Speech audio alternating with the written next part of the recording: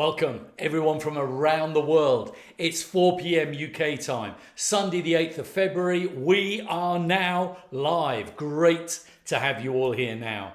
My name is Steve Mitchell. I am the Chief Operating Officer for The Code. It's my pleasure now to welcome you to this exciting live training event for The Code. We have people joining us from all around the world. Welcome to you all. Please let us know now where you're joining from. Put your country now in the chat below so I can see. And I can see we have members joining from all around the world. We truly are a global business and we're only in the soft launch period. Now, before I introduce our special guest trainer for The Code, I wanted to take a couple of minutes to talk to you about your business building time. I respect many of you are building your code and Xterra business on a part-time basis, perhaps around your job or your family life, and you only have a limited amount of time to put into building your code Xterra business. In fact, if you're building part-time, you have to be much more organized with your time than someone who's building full-time. Because full-time people only have to focus on the code Xterra business. If you are building part-time, maybe 8, 10, 15 hours a week, free to build, which means you have to be super organized with your time. Otherwise, a week will start and end and you'll be wondering where it went. And more importantly, your code, Xterra business and income may not have grown. It's very easy to get distracted doing things you're not directly growing your business and income. That happened to me way back. When I first started building my first network marketing business, I would convince myself I was getting ready to do business. It was not building my business. It was not. I was spending time doing notes and planning and writing lists and building presentations, and none of these were growing my income or putting money in my bank account. It was only when I had a great mentor who taught me to focus on what he called income producing activities. In other words, he taught me to focus on doing the things that increase my income. And there's only 4 income producing activities that will help you grow your income and earn you more money. They are 1, inviting people to look. 2, showing people the code in Xterra. In other words, doing a presentation. 3, following up with them after you've shown it to them. And 4, register those that want to join, but more importantly, start them correctly. These are the only 4 things that will grow your income fast. You need to focus, if you're part-time, with limited amount of hours each week on only these 4 activities, income producing activities. Inviting people to look, showing them the code in Xterra, following up to answer any questions, and when they say yes, get them started correctly. Those that you register then duplicate these 4 income producing actions, which is when both your network team and income explodes. Always keep asking yourself, is what I'm doing now one of those 4 income producing activities? And if it's not, stop doing it. Focus on the 4 activities to make you money. So now, I'm super excited to welcome back to The Code our special guest trainer. We've had loads of requests. Daniel G, welcome back. Starting off in direct sales at the age of 14. Fast forward a decade, Daniel G has been labeled the #1 sales coach in 2024. Having trained over 1.5 million people across all industries around the world, Daniel's unique approach focuses on helping the home-based entrepreneur, just like all of you are Value Code members. Expect nothing less than high value, impact and energy. Please welcome back again, Daniel G. Hey, thank you guys so much again. What's up, family? Thank you, the Code family, for having me again. I'm super excited for another special guest training call. Many of you guys just coming in. If you don't yet know, I'm your special guest trainer, okay? My name is Daniel G. I've been fortunate enough, guys, by the way, just as a little introduction for everybody on this call, I've been fortunate enough to train well over a couple million salespeople at this point, right? So from every single industry that you guys can think of. And today's topic, I was really sitting down with the organization at corporate. I said, okay, the most important thing is, yes, getting people to great products, but your product is only as good as you could sell it, right? Like, I believe in sales in your guys' business. There's only two people, guys. Like, there's only two people. You're on this call right now, okay? You're sitting, let's say, in an organization. You're in the code, and you're like, okay, I have great products. I have great services. And what happens is you go out there because you feel like you have a gift, so you have high energy. So you're the gift giver. If you feel like you have great services, okay, and you are providing a gift to somebody else, you will prospect a lot of people.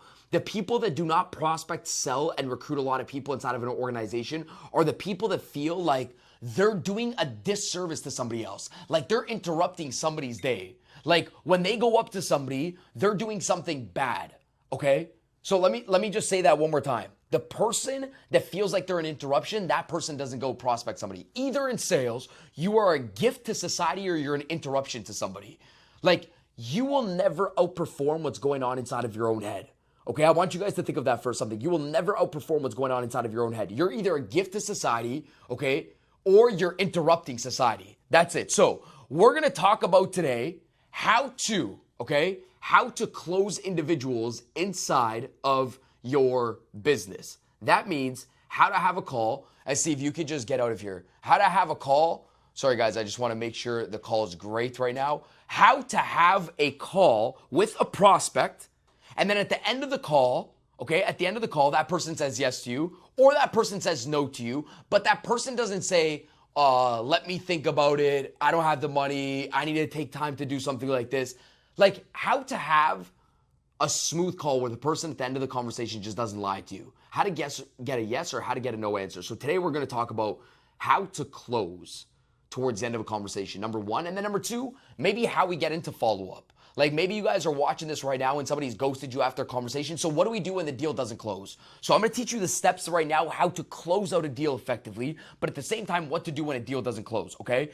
The truth of the matter is this. Our prospect guys, they never tell us like yes, and they never tell us no. But they tell us everything in between because we don't do our job as a closer to get the right commitments to get them to a yes or to a no. And I'm going to stem from the first thing, and you guys want to write this down, okay? The first thing I wrote down here, okay? I said closing is internal before it's external. Write that down for a second. Closing is internal before it's external. Closing is internal before it's external. Some people are sitting on this call right now, and you will only close to the degree that you are closed on your own business. Let me say that again. You will only close customers to the degree that you're only closed on your business. It's internal before it's external. You can't outclose yourself. Meaning, if you're not closed inside of your business and behind the scenes, you go to bed at nighttime and you're like, I need to make a little bit of, I don't know if this is going to make me money. Your prospects aren't going to be closed. They can feel it. People commit to people that are more committed themselves. People want to be led by people that can lead them better than they can lead themselves. So the first thing is this. How much of a closed individual are you inside of your own life? I want to be led by somebody that can commit to their business better than the prospect can commit. I want to be led by somebody that can lead me better than I can lead myself. The question is this. Throughout your whole day, you are a closer and you might not know this. Every single task that you do inside of life, you're either closing yourself to do the task or not do the task. You're persuading yourself to do the task or not do the task. So this morning, let's see how great of a closer are you. Maybe you said, Daniel, I wanted to wake up and go work out this morning. Good. Did you wake up and close yourself to work out? Or did you go do something else? Yeah, but I got super busy with work. You're not a closer. Look at your life. What is your level of closing with yourself? Can you close yourself on the smallest things inside of life? How, if you can't persuade and close yourself, how are you going to do it to another human? Life is just a sequence of how well we are at closing and persuading ourselves. If we can't close and persuade ourselves on a daily basis of certain tasks, how are we going to go do it to somebody else? So the first step I say is this: learn how to close yourself on the things even outside of your business. There is at least 5 to 10 decisions that you got to make every single day that are either positive or negative for your life. The question is this: how well are you at closing yourself on the positive decisions before you even try to go close somebody else? Number one. Number two, how close are you inside of your business? Number one, can you close yourself on the positive actions to do? And number two, how close are you inside of your business? Do you still go to bed at nighttime and still say things like, I hope this business works out, or I think I'm going to do something else, or I don't know if the online business works out. If you go to bed and you're a maybe, you have maybe customers inside of your business. I don't care if it takes you guys on this call, okay, everybody watching, if it takes you guys 5 minutes, 10 minutes, 10 hours, or 10 days, you don't go to bed at nighttime with the thought of it being a maybe. Hey, this is a must. I am a gift to society, and I'm going to make this thing work out. It's a decision. Remember what I said? Everything is a decision. It's just that we can never get to a decision ourselves. So the first thing is this. Number one, get out of the belief that you're a disservice. Number two, closing, stop having money and sign up disbeliefs. Money and sign up disbeliefs. So I'm going to give you guys a good demonstration here. If you guys are on this call right now and you have a product, and let's say your product cost $299 to join, $1,000 to join, $20 to join, and you're sitting down and you're like, I don't know if people should buy this product for $500 or $1,000, I think it might be a little bit too expensive. Well, I will tell you what, people will pay regardless to do everything inside of life. I don't care what somebody says. A human being will pay regardless of what they do inside of life. They will pay to join. They will pay to start something. I don't care if it's working at Starbucks. You pay to work at Starbucks. You will pay to work at McDonald's. So when somebody says, well, I don't want to pay for this opportunity, or you have the mindset where you're like, well, another prospect doesn't want to pay for this opportunity, they will pay regardless to start something. Don't believe me? If somebody goes to work at McDonald's right now, they start at McDonald's, they get a job. They go home and they're like, mother, I got a job at McDonald's, right? No, but Daniel, I didn't pay to start McDonald's. You sure? When you looked at the requirements to start McDonald's, what did it say? Oh, you need black pants. Uh-oh. Now you got to go to Walmart, Costco. You got to go to a store, a department store, buy $50 black pants. So now you bought $50 black pants. Then you're, you need black non-slip shoes so you don't fall with the grease in the back. There's another $100. $150 before you even started your first shift at McDonald's, which can only pay you $5, $10, $15, $20 an hour. Okay, keep going. Not investing into your future, of course. You're just investing into a salary that's going to keep you in a box that you can never increase your income and your skill sets that they're not going to teach you. They're going to teach you one skill set and that's it. How to flip a burger that doesn't do anything for your future and doesn't solve any problems. And the job can be wiped out by a robot, things to look at, but you still invested $150. Keep going.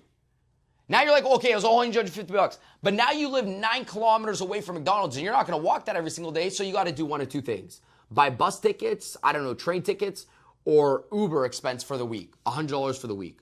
You've now spent $250 before you even went to go flip your first burger and paid your first $10 an hour. Now you go flip a burger. Listen, people will pay regardless. Now you go flip a burger. You flip burgers day 1. You flip burgers day 2. You flip burgers day 3. And you're flipping. You're like, I'm tired of this shit. I don't want to flip burgers anymore. Guess what happens? You quit McDonald's. You quit. And now guess what? You paid $250 before you even got your first paycheck inside of McDonald's. They might even hold it for 8 to 12 weeks. You still invested to go work for a job that can never give you financial freedom. You see, I want you guys to look at me right now on this call. Ask yourself, wow, this guy's actually closed on an online business. He's closed on commissions. Look at my energy. See, I've closed myself on the fact that I know people will pay to start everything inside of life, and half the time they will just follow a bunch of sheep to pay for an opportunity that gives them no potential freedom for the future, but we will still pay $40,000 to go to school. We will pay to start. I didn't pay for my job, really. You didn't pay for a degree. You didn't pay for it. You didn't pay $20,000. You didn't pay $30,000. You didn't pay from 16 to 25, the 8 best years where you have the most energy in your life, sitting down in a chair, not talking to people, networking with people, using your full brain capacity. You didn't pay with your time and your resources. So I'll tell you guys one thing. I am closed on the fact that people will pay to start something. So I want you to get over the limiting belief inside of your head where you're saying like, they won't pay. They will pay. And if it's not from you, they'll go pay for somebody else. And the biggest shame is this inside of life. I think the biggest shame is that you guys are sitting on amazing products and amazing services, and then your next door neighbor goes to pay for somebody else or something else, and you're right beside them, but because you felt like you were an interruption and you weren't a gift, you didn't introduce it to them. That's really what I'm saying right now. If you believe in your product, if you believe in your services, and I would love for you guys to write this down, that the number one way to show your gratitude for your business is to sell your business. The number one way for you guys on this call to show your gratitude for the code, okay, is to sell the products, the services, recommend and share. It's not by writing it down on a piece of paper. Gratitude is shown by working your business and selling inside of your business. That's how it's shown. It's not shown through words. When you have gratitude for a mentor and you're like, oh, mentor, I'm so grateful for you. No. Show that you're grateful for your mentor by bringing your mentor somebody new inside of the business. Show that you're grateful for the business by hitting another rank. Show that you're grateful for your mentor by bringing another 3 customers in. That's how you show you're grateful for. There's one guy that says, oh, babe, I'm so grateful for you. Thank you so much, and gives him a hug. And the other guy says, hey, babe, because I did X, Y, and Z because I'm so grateful for you. Gratitude is shown with actions and it's not shown by words. But let's keep moving on. So, Daniel G, how do I close? Well, first thing we're going to write down, it is a bunch of micro commitments. One is asking for the payment. That's your macro commitment. Towards the end of the sale, when you got to ask for the payment, which we'll talk about today. But the other ones is a series of micro commitments. See, I want you guys to write this down. Lawyers don't ask questions that they don't know the answer to. You, as a sales professional, don't ask for the close if you don't think you're going to get the yes. Let me say that one more time. A lawyer doesn't ask questions that they don't know that they're going to get the answer. They don't ask questions in obscurity like, oh, I don't know where this is going to lead. They ask questions with confidence because they're leading somebody, okay? They're leading a suspect down a funnel. They know what they're doing. Every question leads into the next question. The question is this for you guys on this call. Do you have a sequence of micro commitments so the macro commitment is so easy? So step number 1. Lay out 5 to 10 micro commitment questions throughout your presentations that you can ask people to make the macro commitment that much easier and you to have that much more confidence in asking it because they said yes to a whole bunch of micro commitments. So what does that look like? Throughout my presentation, hey, by the way, Sylvia, when you get started with us today, are you looking more towards building this out or are you looking more towards just using the services I want to better understand? Micro commitment question in the middle of the conversation. Why? Because if they answer one of the 2, I got them closer to a sale. See, the first micro commitment question that I asked them, how are you going to use us? Like, how are you going to join with us? Are you going to join and just use the services? You're going to join, you're going to build? What model are you really looking at? Hey, Sarah, yes. When you partner up with us today, see, my micro commitment questions have a future pacing language attached towards it, which is when you partner up with us today, when you onboard with us today, when you and I collaborate today, when you and I lock arms today, what are you really looking to do? Are you really looking to build this out, nationally? Or are you really looking just to utilize the services so you can make an additional source of income on top of what you're currently doing? I just want to better understand. See, what I'm doing here is I'm saying, hey, by the way, you're going to join me today. And if not, give me the objection now before I go pitch you the price in the future. So let me say that again. Number 1, I gave them a utilization micro commitment question. I can give them another micro commitment question, be like, hey, by the way, for things like this in the past, how much have you ever, invested when you partner up with us? How much have you invested in the past based on your education and skill set on an online business? I just want to better understand. So when we collaborate, I better understand how to position you. Hey, before I even bring you inside of the business, let me ask you, and you ask these micro commitment questions because I want them. If we can ask the hard questions at the beginning, we can close easy towards the end.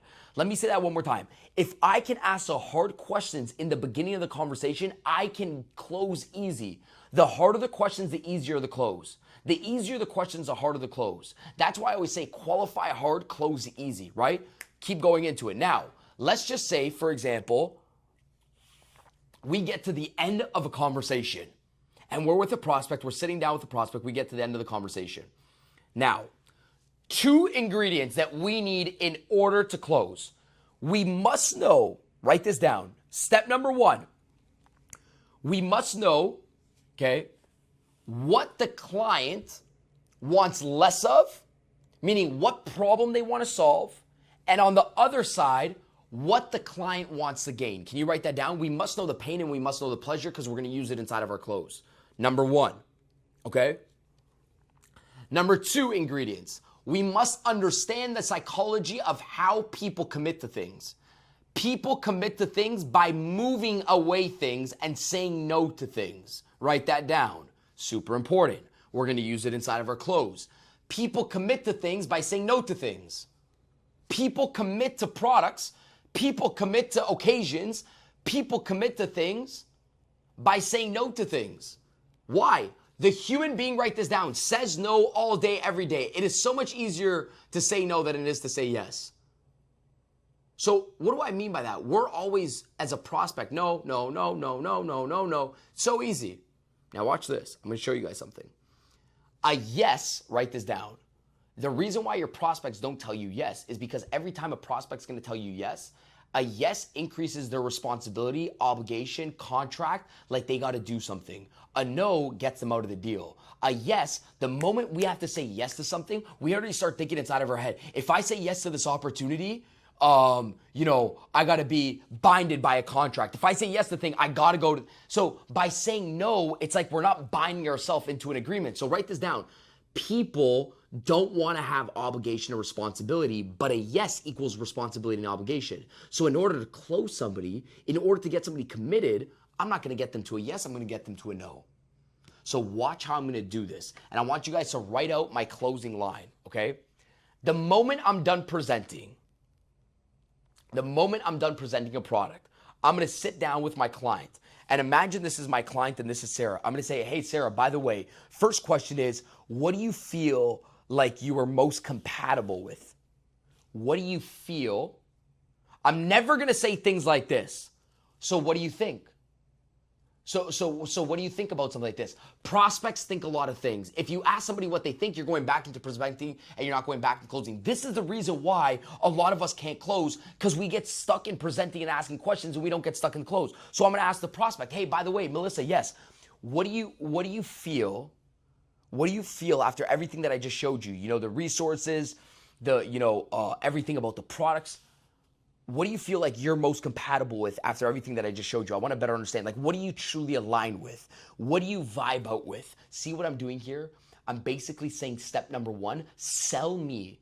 Sell me before I sell you. Because if you can't sell me, I'm not going to ask you for the commitment, which is the second line. So I'm going to ask them, hey, Sarah, by the way, so after everything that I just showed you in the presentation, what do you feel like you're truly most compatible with and why? Like, what do you really align with? And I want to better understand why before I decide to even partner up with you and lock arms. What do you feel like you're most compatible with?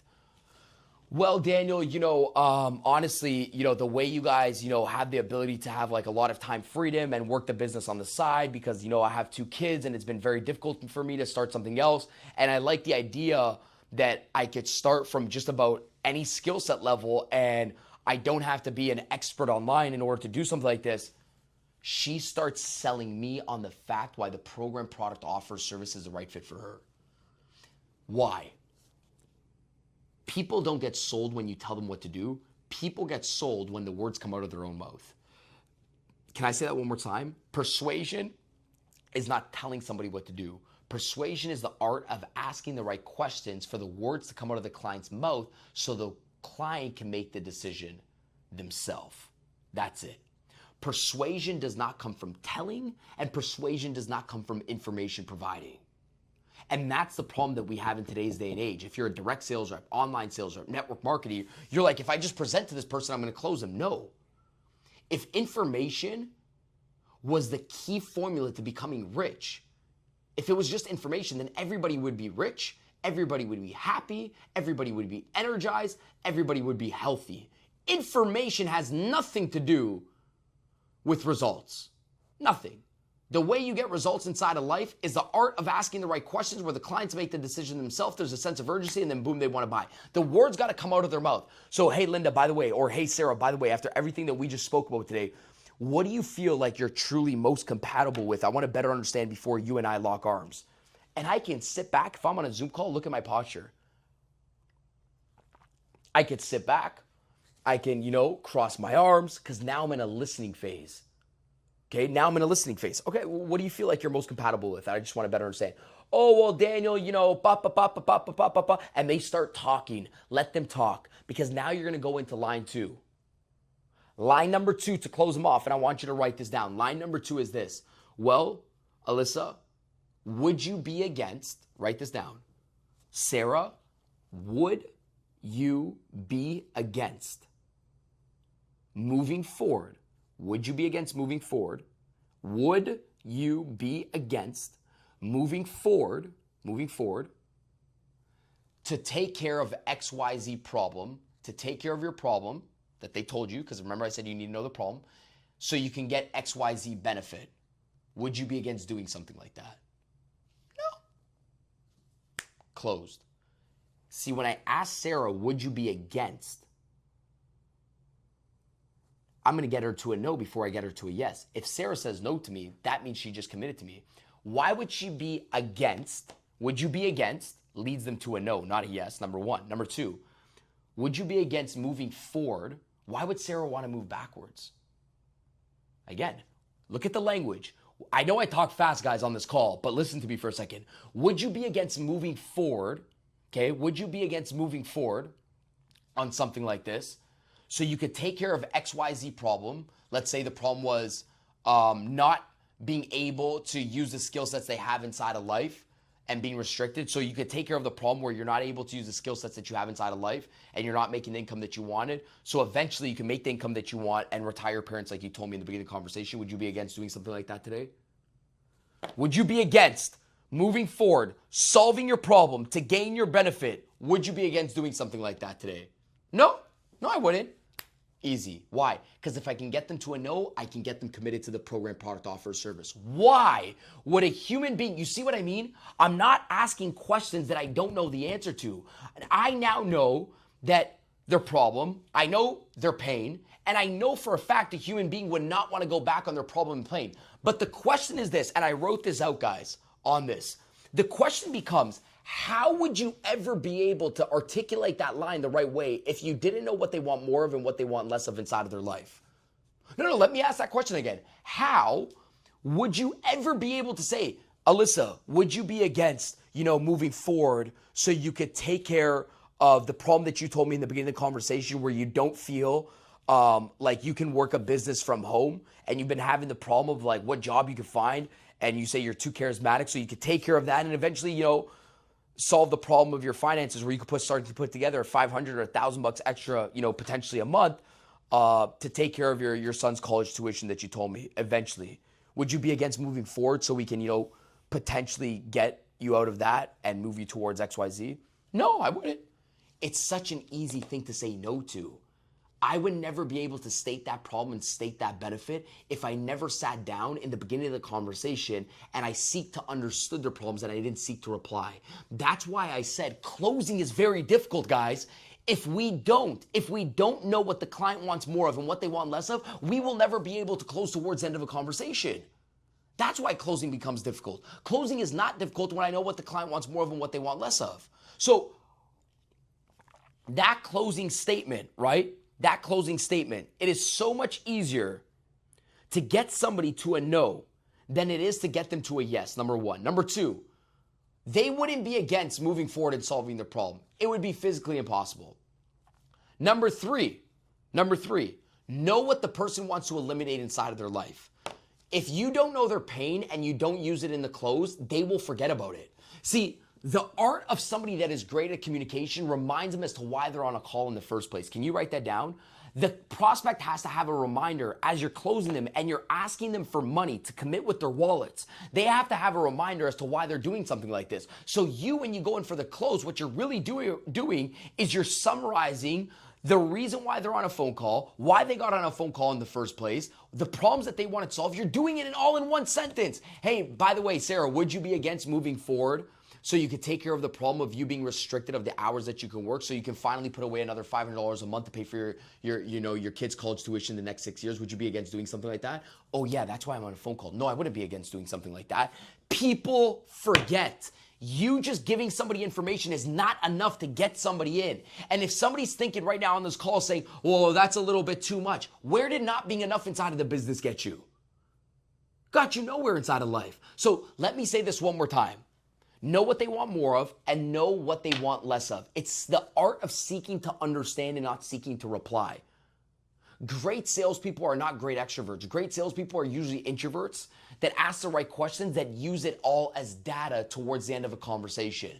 And they're thinking, okay, how can I tee up this conversation, right? The best. Because remember, at the end of the day, you are never in your life, you're never selling a product, you're only selling the outcome of what your product does. I'm not saying, hey, by the way, do you want to start working with us so you can use our online services? Now you're selling the product. See, now you're product-based selling and you're not outcome and results-based selling. And I want you to write that down. That's one of the most important tips on today's call, okay? You guys, everybody watching the code right now, this is a nugget. This is a bomb. That if towards the end of the conversation, you ask somebody, hey, so do you want to partner up inside of our organization? You're product selling. Hey, do you want to partner up inside of my business to make more? You're product selling. But when you outcome sell, you say, hey, by the way, are you ready to move forward so we can take care of your problem, your outcome, your problem, and the outcome that you wanted, your result selling. That's the whole art of doing this. The whole art is getting somebody to think of the outcome rather than getting somebody to think of the product. Because if they think about the product, your product becomes expensive. When they think about the outcome, your product becomes cheap. The pain of saying no to your business is much more than it is just committing to your business. But if you can't articulate that as a business owner, then people will always say the price is too high. That's it. And you will always get this inside of your career. Well, the price is too high. Well, the question always becomes this, compared to what? Because if the price is too high and a client tells you, well, the price is too high, and maybe some of you guys on this call have gotten that objection, well, the price is too high.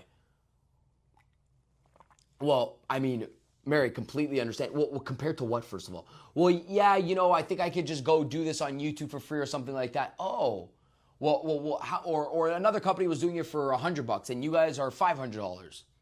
Oh, I understand. Okay, got it. I mean, can I ask you a question? Sarah, yeah. If our company was 100 and their company was 100, who would you partner up with? I want to better understand. Oh, like I'd probably go with you guys. Like if I can get it to you for 100, who would you partner up with? No, I'd for sure go with you guys. Well, why would you go with us? Well, because, you guys have more service, your backing capabilities, the network that you said you had. And that's exactly why people pay us over $400 than your traditional regular product. Do you want that? Or do you just want a cheaper price?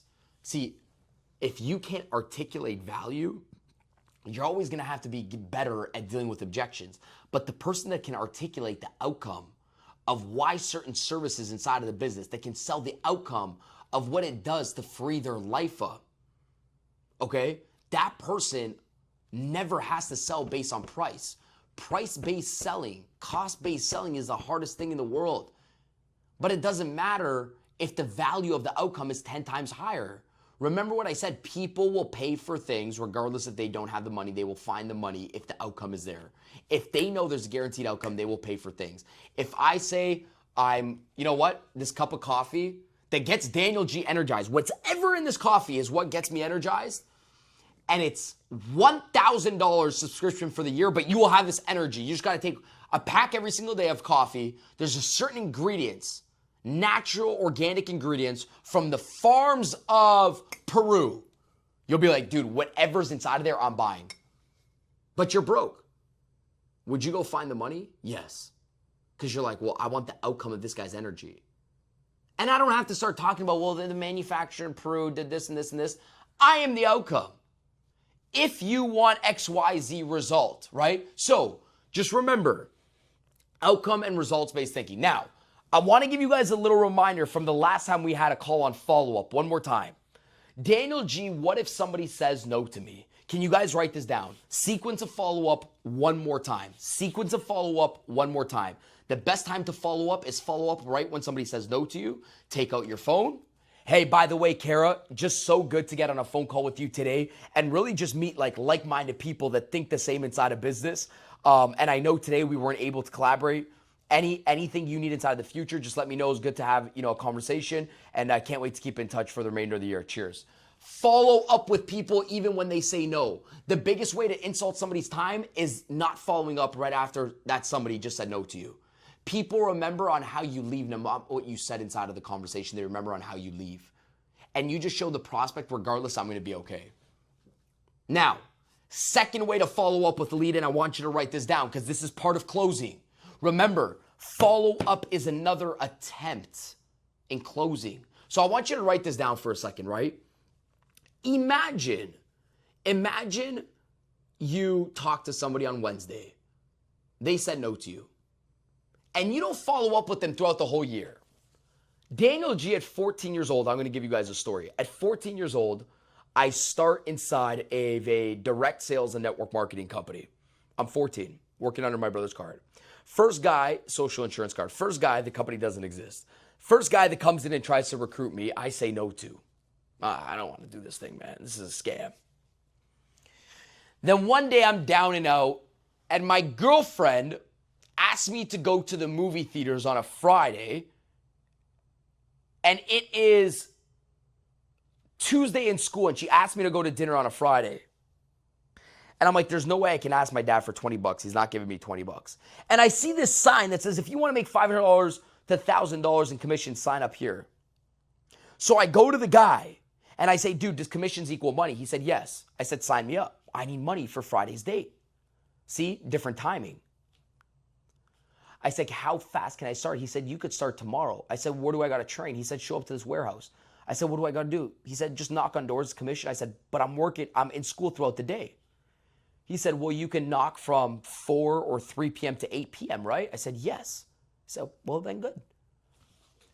I start working on Wednesday. They paid me cash commissions Wednesday and Thursday. I joined the company. Forget about the date. I didn't go on my date on a Friday. I kept fucking working. A year down the road, I become a superstar inside of my company. A guy comes up to me and he says, dude, my name was called Mini Blood. It was my nickname. He says, yo, Mini Blood, dude, do you remember me? And I'm like, you go to my school, right? He's like, yeah, man. Dude, I told you about this business and you said no to me. I said, no way. I remember. He said, yeah, man. I said, wow, dude, you're so dumb. He said, why? I said, because I made the manager last year that recruited me inside of the business $13,000 in commissions. You should have kept following up with me. You missed out on Mini Blood's $13,000 to override commissions of personal sales volume every single year because you only followed up once, and sales is timing. I had a girlfriend that had to go to the movies on a Friday. I had no money in the pocket. Now I needed money. I seen the sign. I signed up. But I gave the sale to Yusuf and not you. Sales is timing. You can never control when somebody's going to say yes to you. You can only control the efforts that are going to get you closer towards a yes. So my thought process is this, is that keep following up with people as long, here's the rule of follow-up, you always have a new idea and you always have a new strategy. If you always have a new idea and you always have a new strategy, you can always follow up with somebody. So let me say that one more time. Sales is timing. Sales is timing. I'm going to follow up with somebody 4 months down the road. Jenna, yeah, I had a new idea that came to my head. I was talking to somebody last week. Do you mind if I just share or run by you a new idea? I just want some advice and feedback on this. Always follow up with somebody with a new idea and some sort of value. And they will, because that's what a great prospector does. A great prospector always has a new idea. A great prospector always has, new value added to follow up. If you don't follow up with a new idea or new value, you're being annoying to the customer. The number one rule of follow up is I will only follow up with a new idea or more value inside of the conversation. That's it. And you can follow up as many times as you want. And if they keep ghosting you, you might have one time where you're going to have to call it the heartbreak and say, hey, by the way, Kara, I didn't hear back from you for the last couple weeks. I would assume losing weight or making more money is not on your priority list this summer. Completely understand. Let me know by the end of today at 8 p.m. Eastern so I can close your file and I don't have to message you back towards the remainder of the year. Love you. Take care. Have a good day. That's called getting closure after you followed up multiple times. And I would go repeat that one more time. Hopefully you guys can get this recording after, but I would repeat that one more time too as well. So some things to look at inside of this conversation, team. Number one, know what your customers want more of and know what they want less of. Number two, understand it is so much easier to get a human being to say no than it is getting them to say yes. Number three, use their pain and their problems towards the end of the conversation in the close. Number four, get micro closes before you get the macro close. Number five, the job is not done when they say no to you. Follow up with them right away and then follow up with them often. That's it. It's like close early, close often. Follow up early, follow up often. I should write that one down. Follow up early, follow up often. Follow up right when they say no to you and keep following up because you never know when their situation changes in life. And all they're looking at is opportunity now when before all they were looking at, they had blinders on and they could just see their life with blinders, with horse blinders. But now that they just lost their job, now that Daniel G needed to take his ex-girlfriend out on a date when he was 14 years old, needed a job, boom, the blinders are gone. First opportunity that comes, I'm going to it, regardless if it's the best product, offer, or service. Remember this, you could be the worst salesperson in the world. You could be the worst closer in the world, but as long as you follow up, you will beat 99.9% of people inside of sales. The code, okay, thank you guys again for having me, always as your special guest trainer. I appreciate you guys having me on this call, and I can't wait to see all of you guys super soon. Keep crushing it, guys. Come on, guys. Thank you guys so much for having me. I appreciate it. Thank you guys so much. Thank you. Daniel, that was great. Thank you. I hope you all took lots of notes. I certainly did. So many golden nuggets that you can apply to your business now from today to impact and grow your Code Exterior business and income immediately. And there'll be more exclusive code coaching sessions from Daniel in the future. But one thing I'd like to mention now, just attending and being on these powerful, unique code coaching sessions, it is not enough to get you success. I think back to an interview with Bill Gates, founder of Microsoft, when he appeared on the famous Larry King show. Larry King had a TV show where he interviewed the most powerful, successful businessmen and women in the world. And at the time of that interview, Bill Gates was the richest man in the world. During the course of the interview, Larry King asked Bill Gates, Mr. Gates, what's the secret of your success? I'm guessing it was knowledge and technical expertise you had with Microsoft and Windows.